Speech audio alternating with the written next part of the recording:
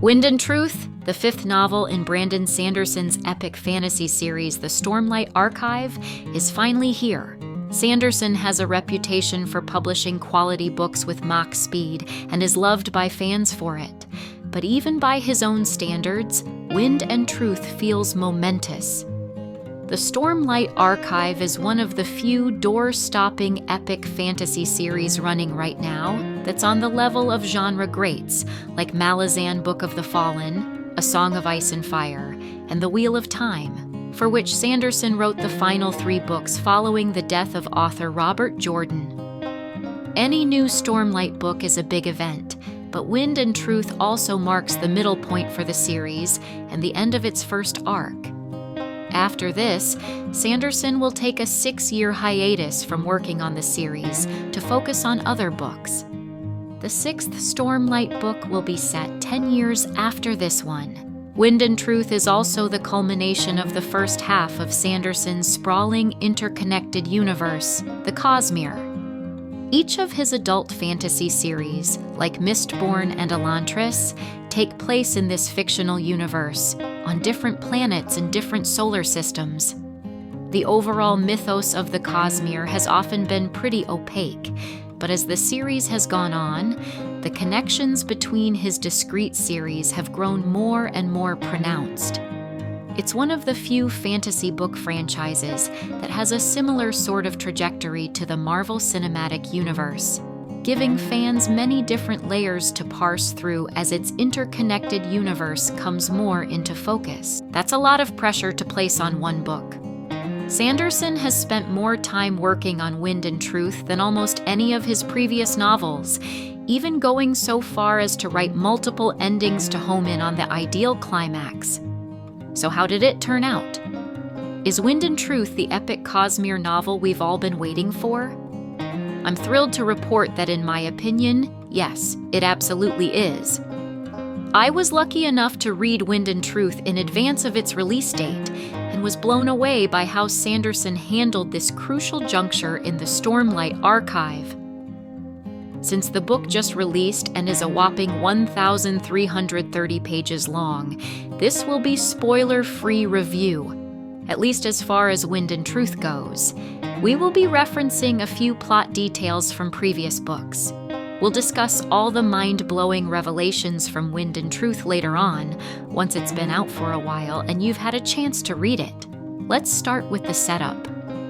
At the heart of the Stormlight Archive is a growing conflict between the Knights Radiant, led by characters like Dalinar Kholin, Shallan Davar, and Kaladin Stormblessed, and the forces of Odium, a deity who has bent the indigenous Parshendi people of Roshar to his will.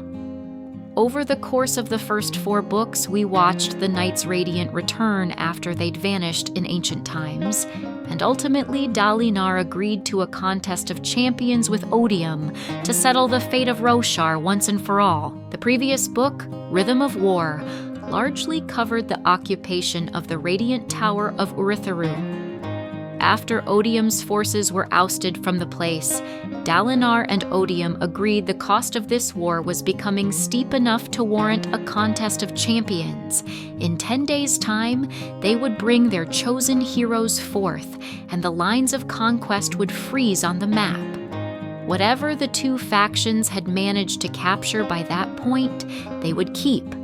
And whoever won the contest would receive an extra boon.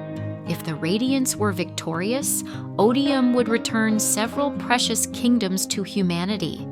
If Odium was the victor, Dalinar would be forced to become his general on a campaign to conquer the wider Cosmere beyond Roshar.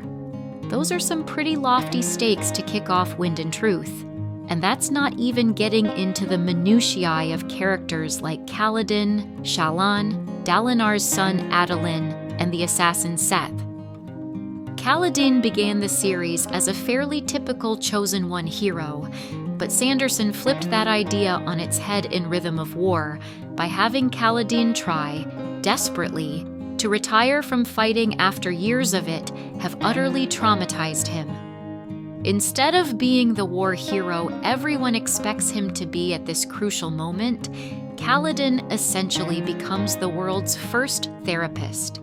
because he's suffered so long with depression and trauma that it's given him an innate understanding for how to help others with their own darkness.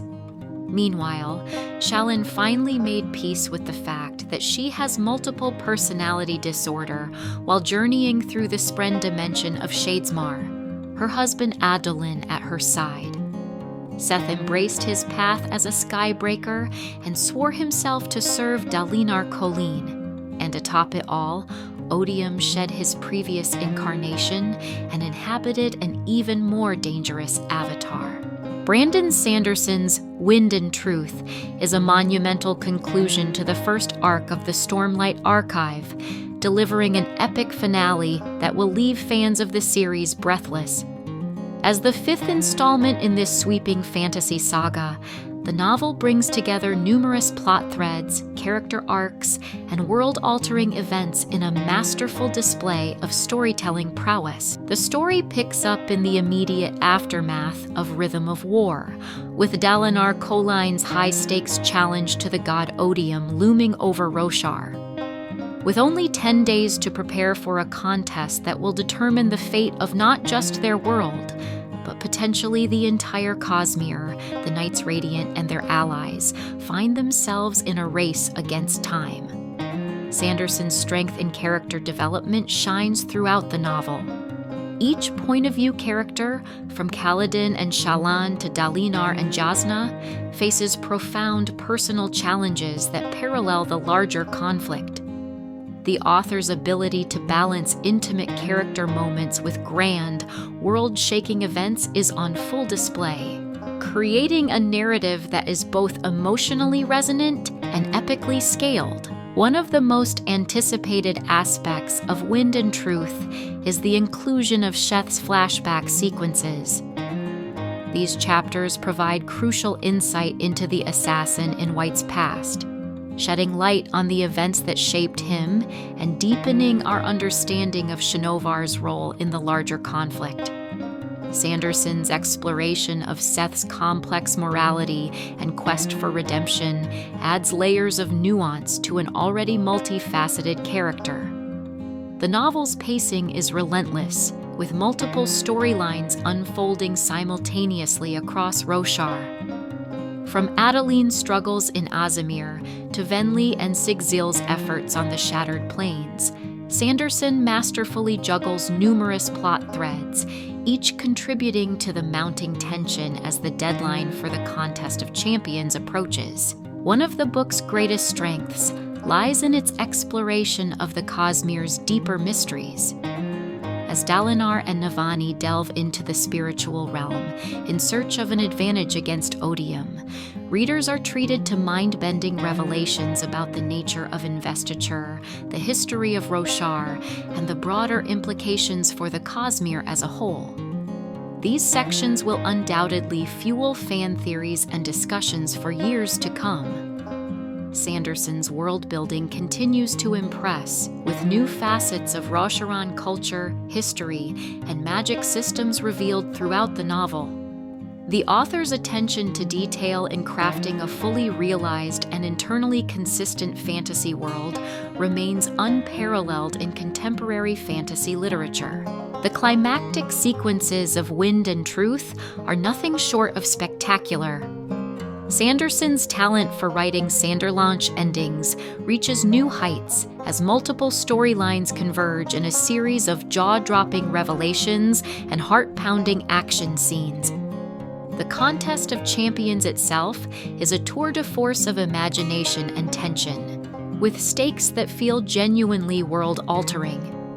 While the novel provides satisfying conclusions to many long-running plot threads, it also sets the stage for the second half of the Stormlight Archive. Sanderson leaves just enough unresolved questions and tantalizing hints about the future to keep readers eagerly anticipating the next installment. Thank you for joining me on this deep dive into Wind and Truth by Brandon Sanderson. I hope this review helped you better understand the book's fascinating themes and unique storytelling. If you're as intrigued as I was, why not grab your own copy and experience it firsthand? You can find the link to get your book in the description below. Don't forget to like this video, share it with your fellow book lovers, and subscribe to the channel for more reviews and literary discussions. Let me know in the comments what you thought of this book, or if there's another book you'd like me to review. Until next time, happy reading!